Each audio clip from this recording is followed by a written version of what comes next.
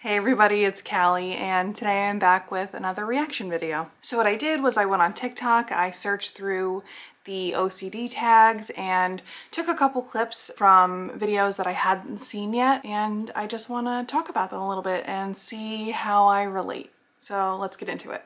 I have OCD and I want to share some of my worst intrusive thoughts. Trigger warning, I have violent themes and I have sexual themes, so Okay. if that's too much for you. One of my Bring it main harm-related intrusive thoughts is ripping people's limbs off and eating them.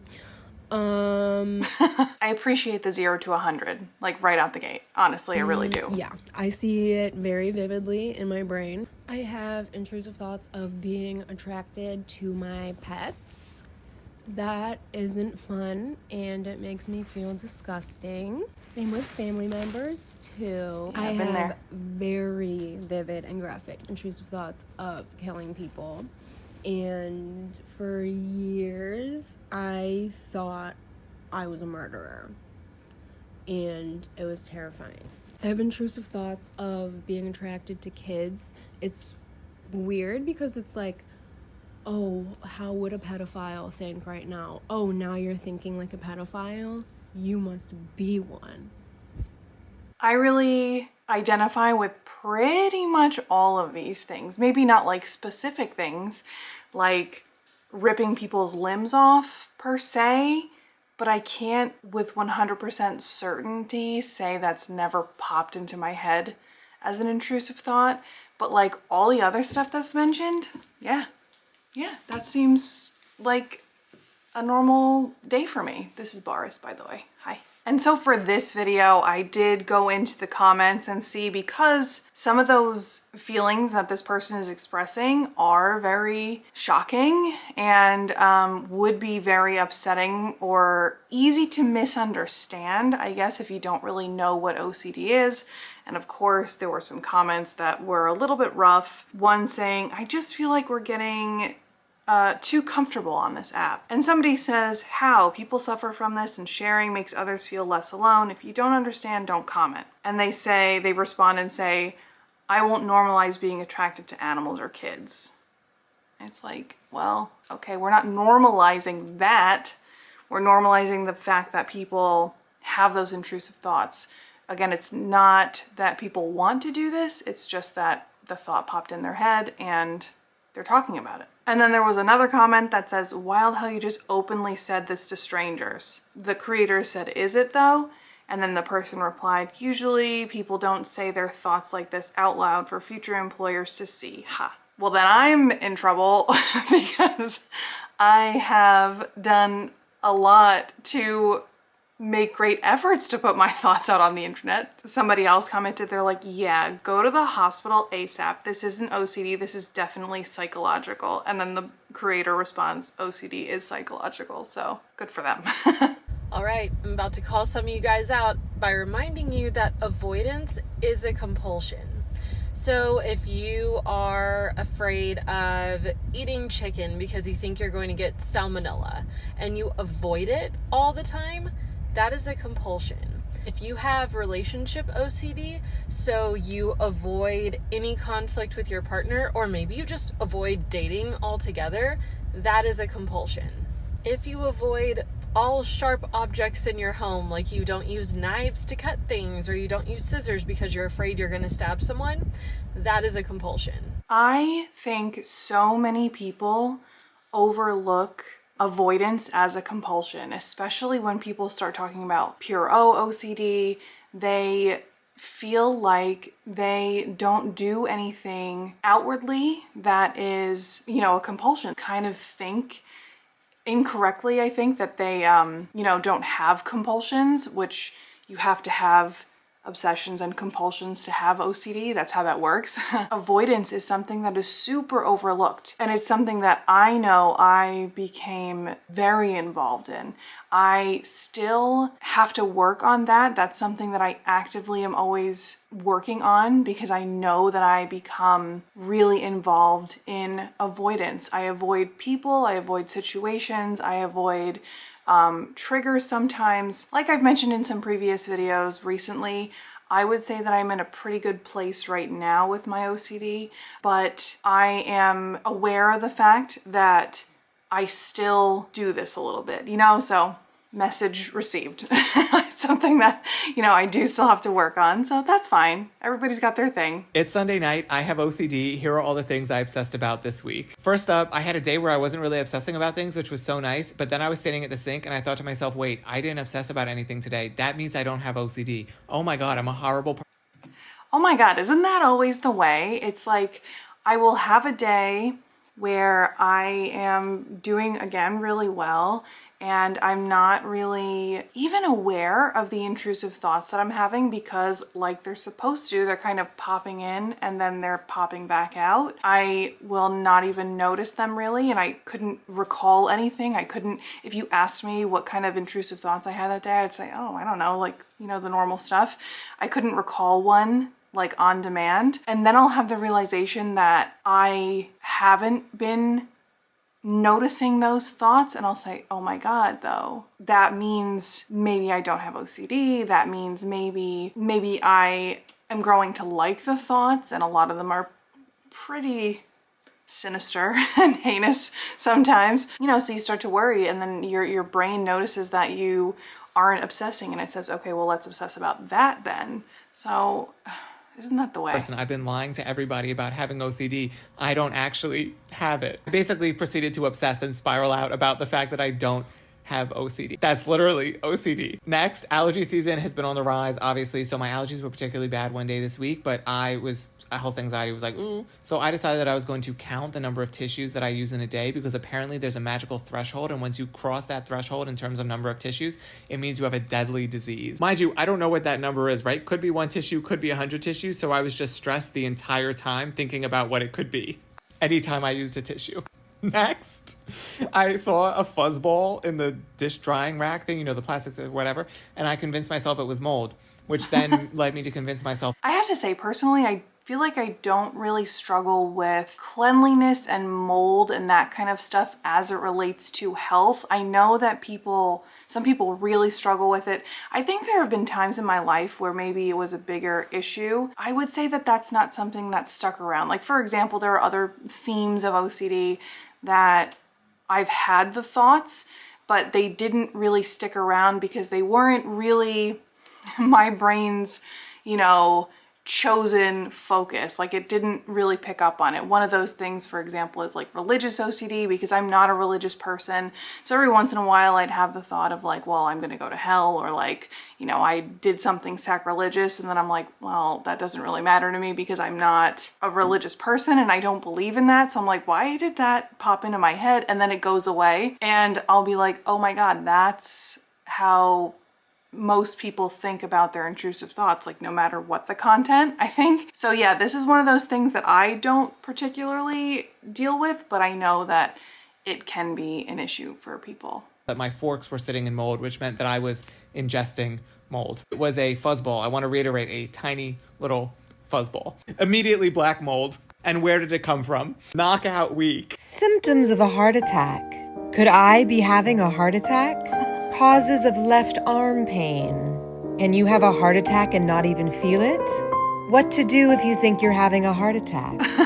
After I literally just said I don't really have the health thing, like I said, as it relates to like cleanliness or something, but I think I've mentioned too in previous videos that one time I convinced myself that I had rabies. I've convinced myself that I've had HIV and AIDS. It just I can totally see what my search history was at that point, and it was exactly this. It was like, what are the chances that I have rabies? How long does rabies live outside of the body? Like those kinds of things. So I get that. Do you randomly develop allergies? I ate something and now my throat is itchy. Am I allergic to it? Should I go to the hospital for an itchy throat?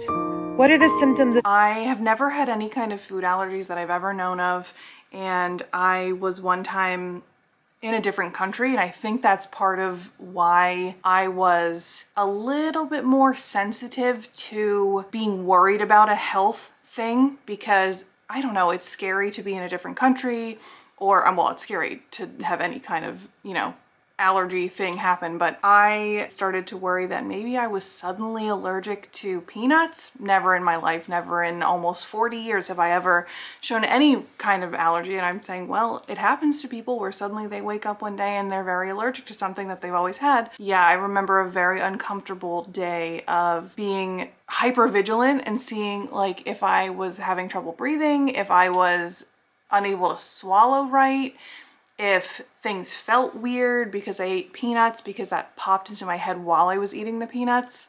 Spoiler alert, I'm not allergic to peanuts, but we go on. Anaphylactic shock. How to know if you're having trouble swallowing. How to know if you're having trouble breathing. Do I need to go to the hospital? Can you die from eating too many grapes? How many grapes is too many grapes to eat at one time? Can grapes be bad for you? Is there a recall on grapes? Because that's so true. When was the last time grapes were recalled in the United States? How many people die from earthquakes each year? I have lower stomach pain. Should I go to the hospital? Had another OCD breakthrough. I'm going to tell you all about it. So for those of you who don't know, I am seeing an OCD specialist. I have had OCD my whole life. The first time I can remember having it is in like the 3rd grade. I've had a variety of different subtypes and obsessions, but the other day I had a pretty strong realization, like obviously with the help of my therapist, for what is going on in my head. So the way that I've always viewed my own OCD is like, oh, I have this OCD subtype. I have like contamination OCD, or I have this I'm morality OCD, or like harm OCD, or all these different subtypes, which is a huge part of OCD. You develop different obsessions on different topics, and it makes you ruminate and do different compulsions to try and relieve your own stress and anxiety, which furthers the cycle. What I didn't realize is that the OCD that I have isn't just like isolated to an obsession. It is underlying at all times. I don't know why I never, because like, duh, I don't know why I never made this connection. The anxiety, the rumination, the overthinking, the obsessions is just kind of like general and there constantly.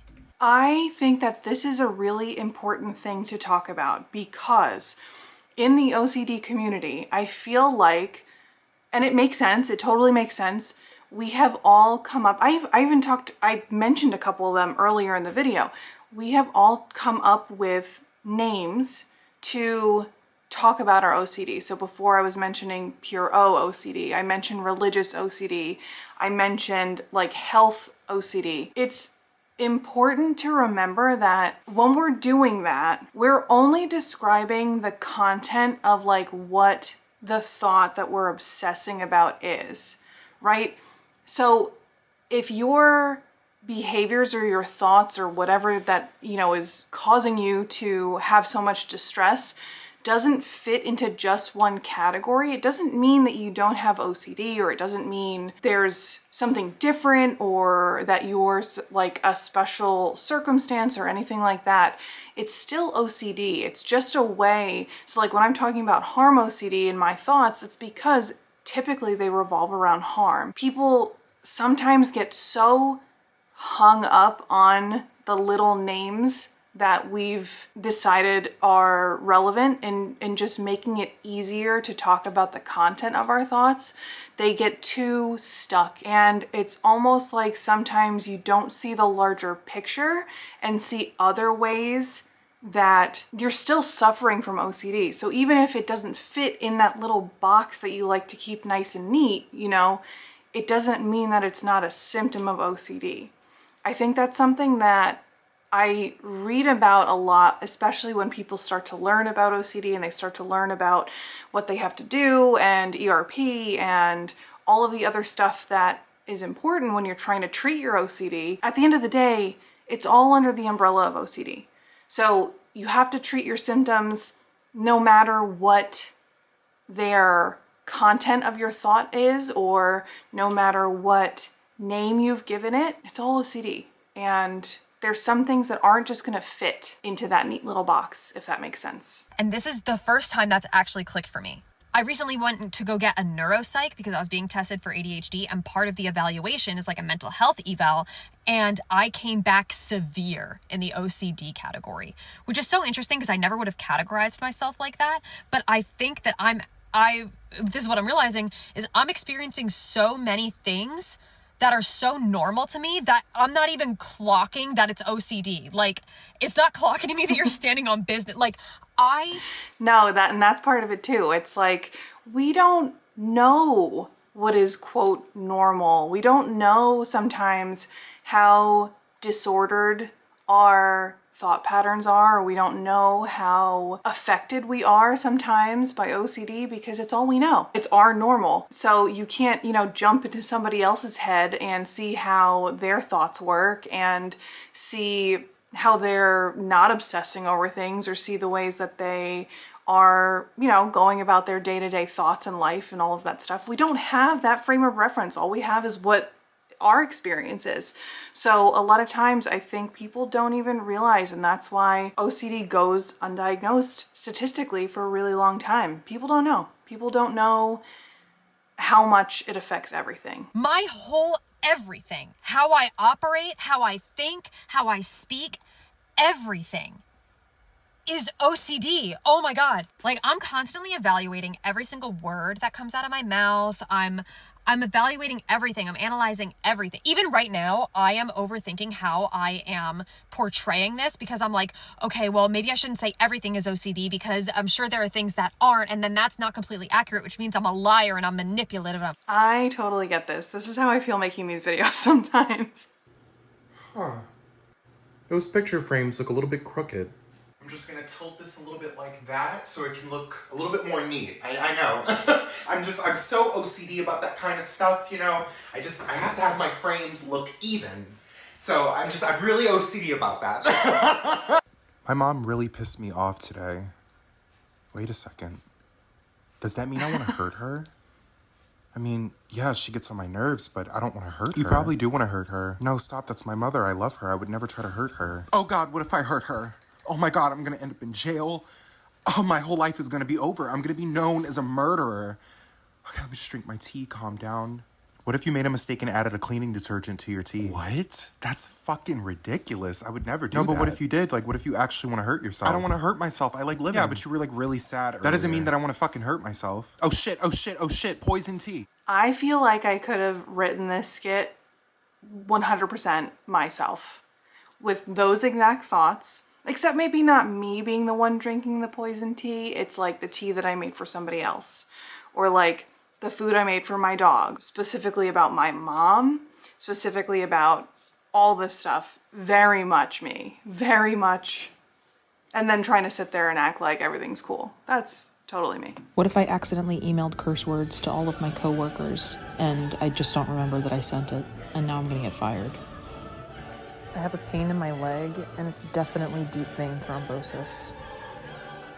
What if I never really graduated college, and this whole time that I thought that I did, I really didn't, and I've been lying about my degrees? Oh my God, the degree thing. I have a text conversation with somebody from my grad school that worked in the international office because I was abroad for school, and I have a text conversation of me confirming with them, like, I have my degree, right? I graduated and I got my degree, right? And they're like, yes, you met all the requirements, you're good, we're set. I'm like, man, what if I didn't finish school? What if I didn't actually get my degree and I told everybody that I graduated and got my degree, but I've been lying about it, and maybe I secretly know that I didn't graduate, and then I, did this whole spiral. So you know how that works.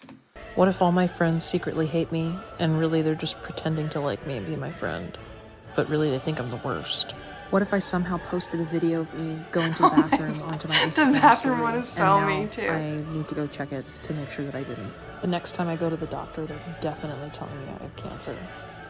What if I accidentally just sent nudes to every single person in my contact list, even though I've never taken nudes? So this last one, I have to say, all of these clips that I found, I wasn't really seeing anything that fell into that like stereotypical OCD portrayal category that I usually find, which I think is a really nice thing, and it maybe shows that, again, that tide is changing, and a lot of the comments and stuff that I see on these videos reinforce that in my mind, that people are more educated and that there is more awareness, that people are working to make other people aware. But as soon as I see a video like this, where they're using OCD kind of like an adjective, so like when your OCD daughter, I was like, let's see what this is about. Let's give it a chance.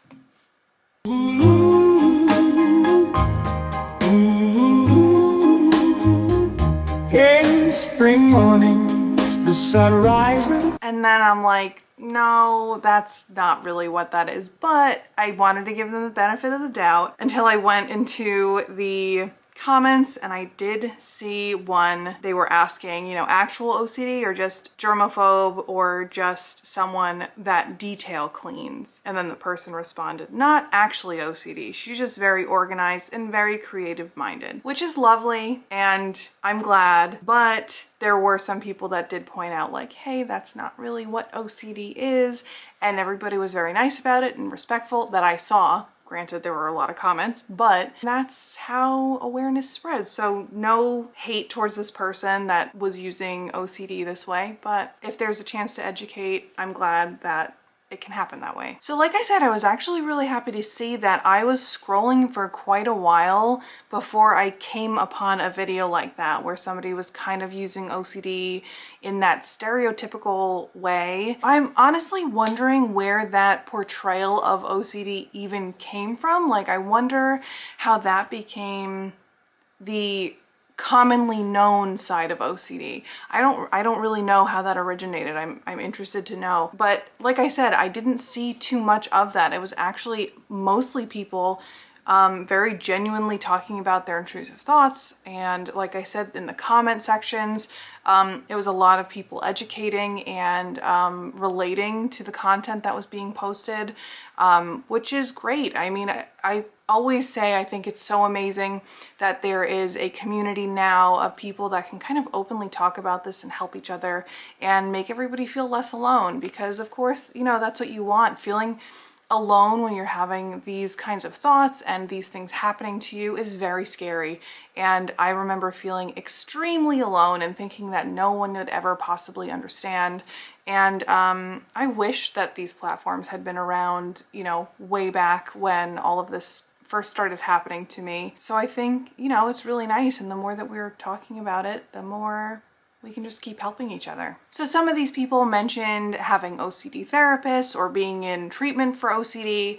And if the content of their videos is something that you relate to and you're not getting treatment for, it might be time to start thinking about doing that. And going back to what I was saying before about there being a community now where people can kind of talk openly about these things and talk about what they're experiencing while they're in treatment, I just wanted to say that NOCD has really contributed to that sense of community. If you're ready to start looking at treatment options for your OCD, if you're looking to, again, talk to that community there of people who are living with OCD and at different points in their journey, NOCD is really the place to go for that. NOCD has therapists that are trained to do ERP, which I mentioned before. It's exposure and response prevention, and that is the gold standard of treatment for OCD. So if you're interested, you can go to NOCD.com or treatmyocd.com today to start. And on that note, I'm going to get going, and I'll see you guys next time. Bye!